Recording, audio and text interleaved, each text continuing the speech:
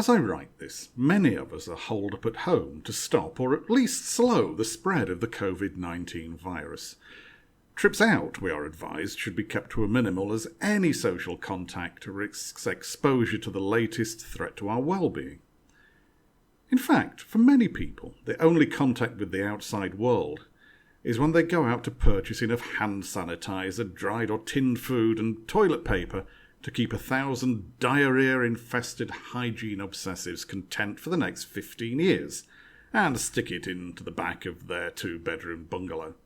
Yes, the virus, while it probably won't do much harm to most of us, is a serious problem, and we all need to do our bit to spoil its fun. Scientists, doctors, nurses, politicians and the general public are all pulling together to fight this threat in a way that I have found truly impressive. The stupidity that has been highlighted by the situation, though, well, we all gave up on trying to fight that years ago. Civilization has achieved some remarkable things, but we all know that you can't cure stupid. Panic buying in response to the pandemic has been utterly remarkable and more entertainingly newsworthy than the virus itself. We have seen normally rational-ish people fighting over packs of bog roll, boxes of pasta and bottles of hand sanitizer as though their life depended on it.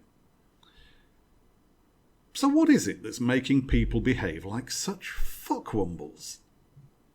Psychologists, who are always looking for new ways to get funded, have been on this like a tramp on a chip and have offered some very plausible explanations.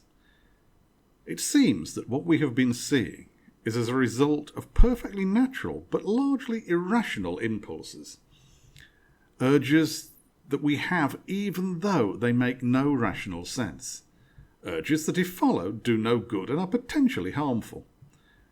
Urges that the deeply shit-witted find it impossible to resist. Here's why. 1.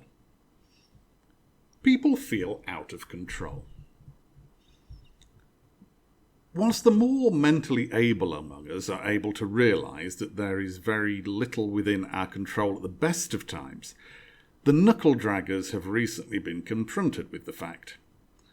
A world which revolves around which reality TV show to watch and what sort of sandwich spread to have is a world that feels very much under control. Introducing an undeniable uncertainty into the fetid burrows of the stupid is like shoving your finger up their arses.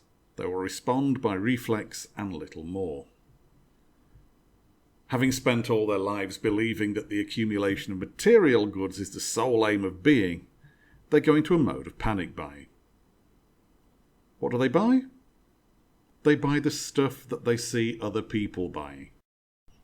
2. Certain goods begin to feel scarce and therefore more valuable. So, Captain Fucktard and his adorable wife Doreen are pelting down the supermarket aisle with a trolley brimming with tiny paper squares with which to polish their shit pipes. Oh no, thinks Blunder Woman, if this carries on, my shit pipe may go uncleansed, and then there's no way that Darren on Till 9 will want to do me. Doing the only thing she can, she rams her own trolley full of butt buffers. Very soon the shelves are looking a little sparse, and it's a free-for-all to grab whatever is remaining. Hearing what has been going on, the mouth-breathing community will ensure that the shelves are cleared the following day as well. After a while, there really is a toilet paper problem. There isn't a shortage as such. People are shitting no more frequently or messily than they did the previous week.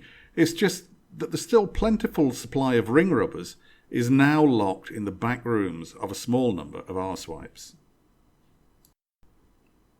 3. People, especially stupid people, like to feel smart. Let's face it, we all like to be appreciated for our cleverness. Sad as it is, though, the people that most appreciate their own cleverness are the terminally dim-witted. Sadder still is that they have a tendency to measure their mental aptitude by the degree to which they can get one over on other people. If Captain Jizzbiscuit sees hand sanitizer in stock, he will buy it all. The win for him is threefold. First off, he can walk out of the shop looking at all the other losers who will fail to get what they want. He was smart enough to get it all. 2. He assures himself that he is doing well enough to take care of himself and his family in a crisis situation.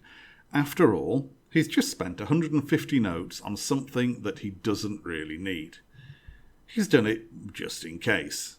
He can afford it. He's doing well. He must be very smart. 3.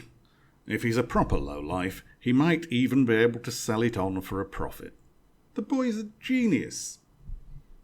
What he misses, of course, is that he needs everyone to avoid the virus for it to die out and end the crisis. But for now, he's golden. Every cloud, though, has a silver lining, and in this case we are provided with an easy scale upon which to measure the stupidity of an individual. Do the following test and find out how stupid you are. In your home, do you have A. Slightly more loo roll than usual. B. The usual amount of loo roll. C. Enough loo roll to last you and your family for a year. D. No loo roll. Now check your answers and get your results. A. The cynic. You are a smart and functioning individual with an eye on the future.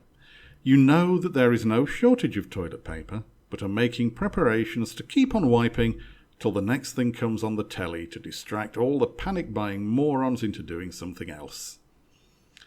You're at the top of the tree, and will remain so until it gets cut down to make more bog roll. B. The optimist. You believe in the goodness of people. You are smart enough to resist your irrational urges, but seem to underestimate the stupidity of others. Wise up. You are great. The others are all shit. C. The fuckwit. Toilet paper will be readily available again well before you have used your supply, so you have done yourself no good. In the short term, however, you have inconvenienced others. This is the very definition of stupidity. It would be customary to say something along the lines of, "I hope you're proud of yourself." But in your dimly lit little mind, you probably are. D. The cowboy. You will be walking with your legs slightly apart for a while.